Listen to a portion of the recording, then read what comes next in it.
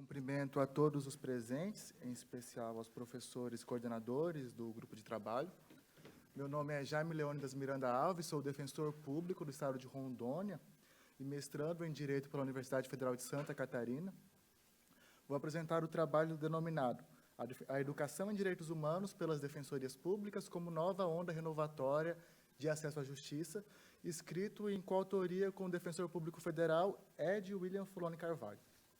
Pois bem, o trabalho tem como problema básico o questionamento de se pode a educação em direitos humanos, especialmente quando promovida pelas defensorias públicas, ser considerada uma nova onda renovatória de acesso à justiça.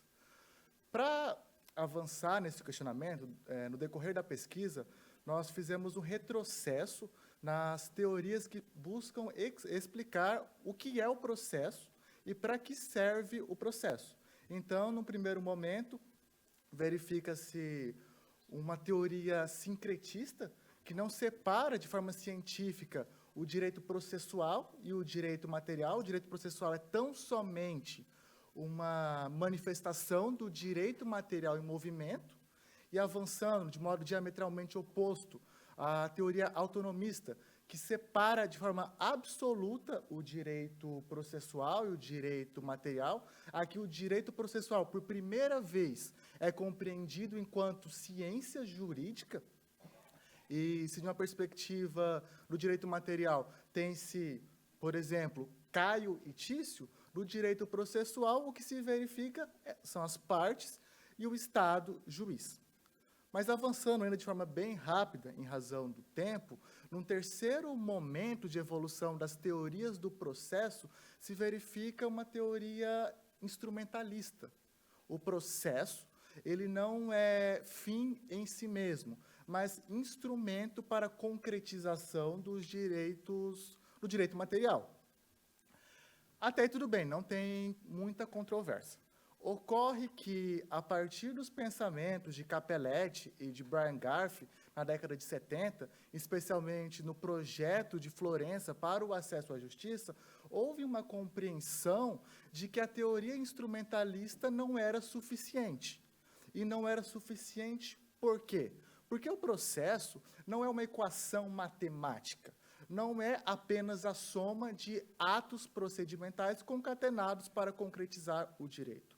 O processo não tem como fim, tão somente, trazer a justiça, ou a tutela do direito, mas sim a tutela do direito de forma socialmente justa.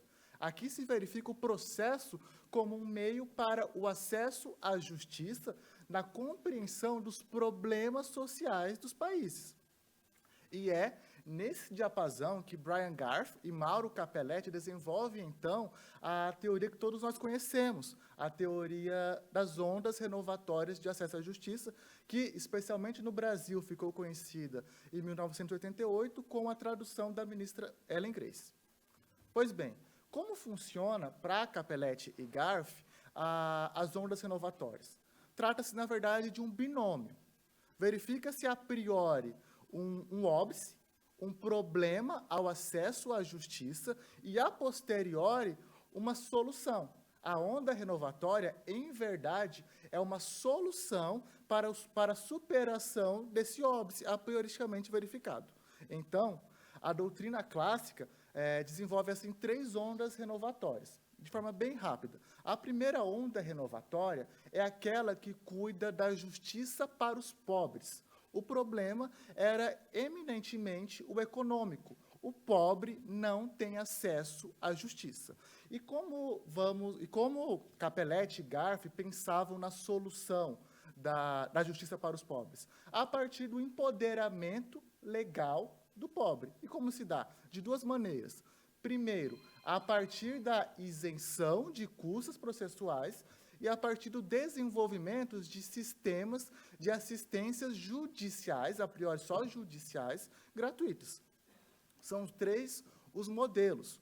Primeiro, o modelo pro bono, ou caritativo, extremamente criticado, porque a assistência jurídica ou judiciária gratuita não é caridade, mas é um dever do Estado democrático. No segundo momento, o sistema Judicare, e o Judicare parte da remuneração pelo Estado, se utilizando do orçamento público, portanto, para advogados particulares. Esse sistema ele é bom, é melhor que o caritativo, mas ainda é criticado. Criticado por quê? Por dois motivos. Primeiro, que parte-se do entendimento que os advogados, quando têm clientes que os pagam diretamente e quando tem clientes pagos pelo Estado, não vai se preocupar da mesma forma, não vai ter a mesma dedicação com aqueles remunerados exclusivamente pelo Estado. E também sobre uma compreensão de know-how específico. Por quê? Porque a justiça para os pobres reclama necessariamente um conhecimento muito específico. Temas que só quem trabalha com justiça para os pobres é que verifica no dia a dia. Por exemplo, questões de moradia. Na prática, o direito à moradia muito dificilmente é utilizado quando se trata da postulação em juízo por atores processuais diversos que defensores públicos. E esse é o terceiro sistema, que é o sistema do salaried staff, o sistema público. São atores processuais, servidores públicos, com a exclusiva atribuição de postular em juízo em favor dos pobres.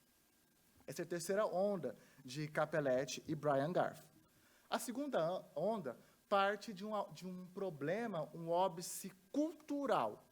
Está-se diante de direitos que são de todos, mas, ao mesmo tempo, não são de ninguém. Os direitos transindividuais, coletivos, difusos. E, em razão desse déficit de representatividade, eles são judicialmente subrepresentados.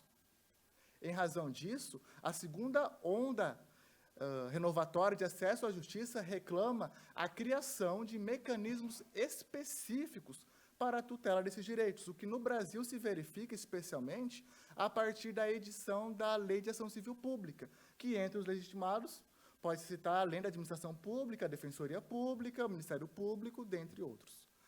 A terceira onda parte de uma compreensão de que o processo não é burocratização. O processo deve ser eminentemente efetividade com fins sociais. Partindo dessa ideia de efetividade, Capelletti e Garf desenvolvem um pensamento acerca de um sistema multiportas. O sistema multiportas, na verdade, consiste na ideia de que o fim do processo não é necessariamente na decisão judicial, mas perpassa diversos caminhos. Fala-se nesse diapasão em meios não alternativos, mas meios equivalentes de solução de controvérsia. Aqui pode citar, a título de exemplo, a mediação, conciliação, dentre vários outros. Isso é o clássico, todo mundo sabe isso. A doutrina contemporânea, todavia, aponta a existência de duas novas ondas renovatórias. A primeira, do professor Kim Economides, que participou do relatório de Florença e que reclama a visão, não da decisão judicial, mas dos atores, da formação humanística dos atores que participam do sistema de justiça, a partir da ideia de carreiras jurídicas simplificadas. A quinta onda, ela é desenvolvida por dois defensores, Franklin Roger e Diogo Esteves, e cuida da postulação internacional dos direitos. Sistema europeu, sistema interamericano, africano, sistemas internacionais. Por fim, a proposta do trabalho é o questionamento, como já mencionado, de se estar, na verdade, diante de uma nova onda renovatória de acesso à justiça. E partindo dessa ideia de um óbice e de um problema, a resposta é positiva. Sim, está diante de uma nova onda. O problema hoje não é na existência de instrumentos, mas do conhecimento desses instrumentos. E isso é muito específico, isso é perceptível de forma evidente no dia a dia da Defensoria Pública. As pessoas não sabem que possuem direitos para gozá-los, exigi-los judicial ou extrajudicialmente, e por vezes até cometem crimes por desconhecimento da lei. E qual é a instituição, então, para finalizar, responsável por comatar essa crise de conhecimento dos direitos?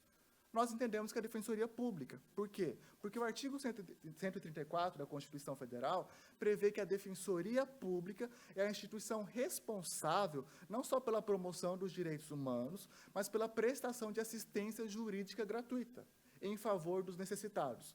Os necessitados, segundo o STF, são os vulneráveis, não só os economicamente necessitados, mas a vulnerabilidade hoje ela é geográfica, ela é tópica, ela é circunstancial e também é de conhecimento. E a forma de superar essa vulnerabilidade é por meio da educação em direitos humanos. E como a Defensoria Pública, conforme doutrina pacífica, é custos vulneráveis, é guardião da vulnerabilidade e dos indivíduos e grupos vulneráveis, à Defensoria cabe esse mistério. Muito obrigado.